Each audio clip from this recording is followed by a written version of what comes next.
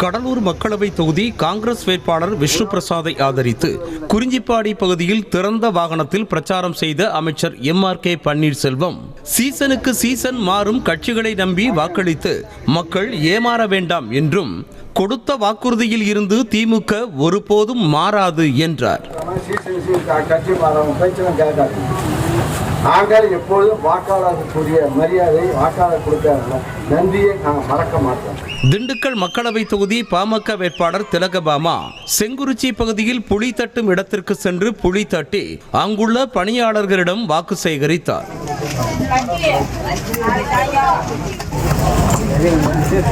தூத்துக்குடியில் ஜாமியா பள்ளிவாசல் நிர்வாகிகள், உலமாக்கல் சபை நிர்வாகிகள் உள்ளிட்டோரை சந்தித்த அமைச்சர் கீதா ஜீவன் திமுக வேட்பாளர் கனிமொழிக்கு ஆதரவு திரட்டினர்.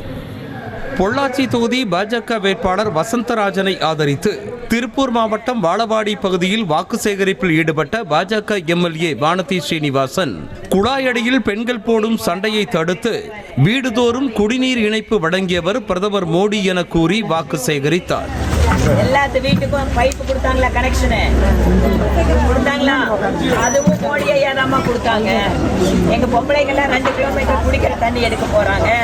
இல்லைன்னா ஊர்ல பைப்புல போய் தூரத்துல குடிக்கணும். அப்புறம் தண்ணி குடிக்க போது எத்தனை சண்டை வரும் உங்களுக்கு தெரியல. பொம்பளைங்க சண்டை போட்டா எப்படி இருக்குன்னு தெரியுமில்ல. அதனால நாட்டுல எந்த பொம்பளைங்க சண்டை போடக்கூடாதுன்னு எல்லா வீட்டுக்கும் பைப் கொடுத்துருக்காங்க. திருப்பூர் மாவட்டம் வெள்ளக்கோவில் பகுதியில் பரப்புரையில் ஈடுபட்ட ஈரோடு தொகுதி திமுக வேட்பாளர் பிரகாஷ், மத்தியில் இந்தியா கூட்டணி ஆட்சி அமைந்தால் மகாலட்சுமி திட்டம் மூலம் வறுமை கோட்டிற்கு கீழ் உள்ள குடும்பங்களுக்கு ஆண்டிற்கு 1 லட்சம் ரூபாய் வழங்கப்படும் என கூறினார். பொம்பளைகளெல்லாம் மகாலட்சுமி நினைப்பா அப்படின்னாரு. எல்லாருமே மகாலட்சுமி தான். அப்புறம் தான் புரிஞ்சது, அந்த திட்டத்தில் ஒரு பேர் வச்சு ஒரு குடும்பத்துக்கு வறுமை கோட்டுக்கு கீழே உள்ள குடும்பம் ஆண்டுக்கு 1 லட்சம், 5 வருஷம் 5 லட்சம். ஒரே அடியா வீட்டுக்காரர் தொந்தரவு பண்றாங்க, இதை நாமளே கொடுத்துடலாம் அப்படின்னு. ராணிப்பேட்டை மாவட்டம் ஆற்காடு பகுதியில் திறந்த வாகனத்தில் பிரச்சாரம் மேற்கொண்ட பாமக வேட்பாளர் பாலு, திமுக வேட்பாளர் ஜெகத் ரட்சகன் சாராய ஆலையில் மதுபானங்களை தயாரித்து சப்ளை செய்து வரக்கூடிய வேலைதான் பார்த்து வருவதாக விமர்சித்தார்.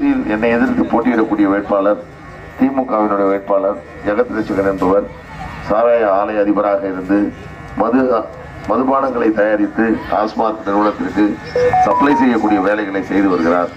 எனவே அவர் இந்த தொகுதிக்கு எந்த விதமான நலத்திட்டங்களையும் அவர் மேற்கொள்ளாமல் 3 முறை இந்த தொகுதியினுடைய நாடாளுமன்ற உறுப்பினராக இருந்து எதையுமே செய்யாமல் மீண்டும் இந்த தொகுதியில் போட்டியிடுகிறார். மக்களவை தேர்தலுக்கு பிறகு அதிமுகவினர் மோடியின் காலில் சென்று விழுந்து விடுவார்கள் என கட்டுமான தொழிலாளர்கள் நல வாரிய தலைவர் பொன்குமார் தெரிவித்திருக்கிறார். திருவண்ணாமலை மக்களவை தொகுதி திமுக வேட்பாளர் CN அண்ணாதுரைக்கு ஆதரவாக வாக்கு சேகரித்த அவர், இரட்டை இலைக்கு ஓட்டு போடுவதும் பாஜகவிற்கு ஓட்டு போடுவதும் ஒன்றுதான் என்றார். அதிமுக இரட்டை இலையில அவருக்கு ஓட்டு போடுறதும் தாமரைக்கு ஓட்டு போடுறதும் ஒண்ணு. அவர் ஜெயிச்சாருன்னா அடுத்த நாள் மோடி காலடியில் போய் விழுந்துருவார். ஆகவே அவங்க ஜெயிக்கிறதும் பிஜேபி ஜெயிக்கிறதும் ஒன்று.